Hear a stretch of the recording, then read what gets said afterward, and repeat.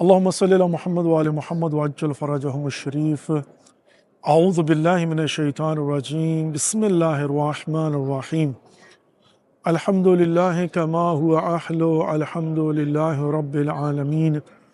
الصلاة والسلام على أشرف الأنبياء والمرسلين وعلى آل بيته الطيبين الطاهرين المعصومين المظلومين. السلام علیکم ورحمۃ اللہ وبرکاتہ. مومنین و مومنات، مسلمین و مسلمات، ناظرین و ناظرات، ایک مرتبہ پھر آپ کی خدمت میں حرم ابو الفضل العباس علیہ الصلاۃ والسلام کربلا عراق سے خطبہ شعبانیہ کے ساتھ حاضر ہوں. رسول اللہ صلی اللہ علیہ وآلہ وسلم کا ارشاد کہ آپ روزے کی بھوک اور پیاس سے قیامت کی بھوک اور پیاس کو یاد کرو. وَاذْكُرُوا بِجُوعِكُمْ وَعَطْشِكُمْ فِيهِ جُوعَ وَعَطْشَ يَوْمَ الْقِيَامَةِ. یہاں پر ایک بات کی طرف اشارہ کرنا چاہوں گا کہ بعض اوقات آپ نے دیکھا ہوگا بالخصوص ٹی وی چینلز کے اوپر ماہ مبارک رمضان میں نیوٹریشنز آ کر آپ کو باقاعدہ سے ایڈوائز کرتے ہیں کہ کون سی چیزیں کن ترکیبات کے ساتھ کھائی جائیں تاکہ آپ کو بھوک اور پیاس کی شدت محسوس نہ ہو، یعنی بھوک نہ لگے یا کم لگے. تو زین محترم میں یہ بات عرض کروں گا کہ اگرچہ اس میں غلط نہیں ہے سچ، لیکن جو نارمل بھوک اور پیاس ہے وہ لگنی چاہیے، چونکہ یہاں پر رسول اللہ صلی اللہ علیہ وآلہ وسلم کا جو ارشاد ہے وَاذْكُرُوا بِجُوعِكُمْ کہ اپنی بھوک سے یاد کرو، وَعَطْشِكُمْ اور اپنی پیاس سے جوع یوم القیامہ.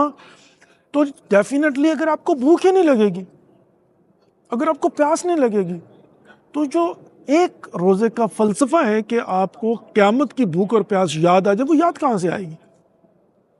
تو اس کا مطلب یہ ہوا کہ بحیثیت انسان، ایک نارمل ایوریج انسان کو جو بھوک لگنی چاہیے یا جو لگتی ہیں وہ لگنی چاہیے، وہ محسوس ہونی چاہیے.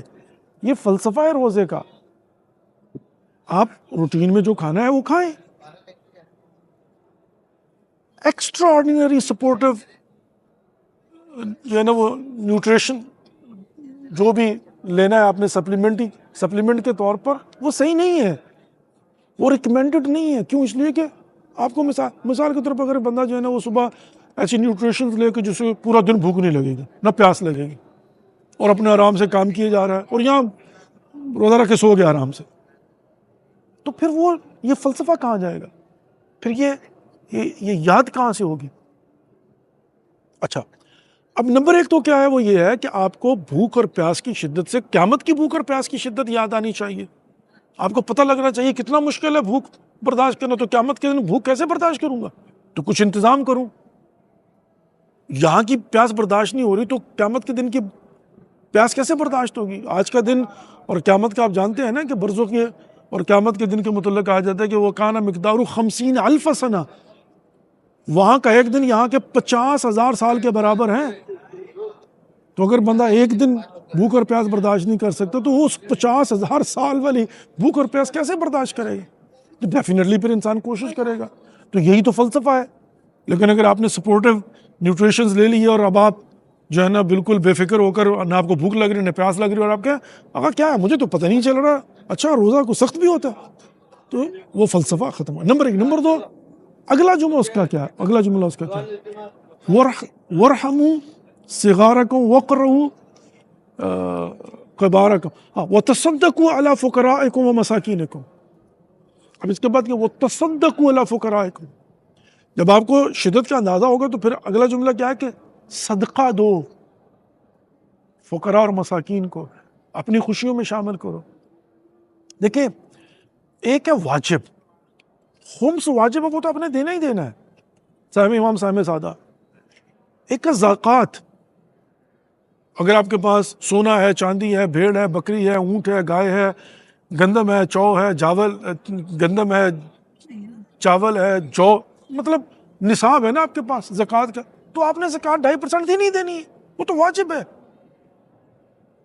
وہ تو نہیں دو گے تو گناہ ہے، وہ تو مال ہی پاک نہیں ہوگا. زکوٰۃ الفطر آپ نے دینا ہی دینا ہے، وہ تو واجب ہے. یہاں پر واجب کی بات نہیں ہو رہی ہے، یہاں پر آپ نے واجبات ادا کر دیے. اور خمس بھی یہی ہوتا ہے نا کہ جو آپ نے اپنے اخراجات نکالنے کے بعد جو بچت ہوئی ہے سال کے بعد، یعنی 1 سال اس پر گزر جائے تو آپ نے اس میں سے خمس دینا ہوتا ہے.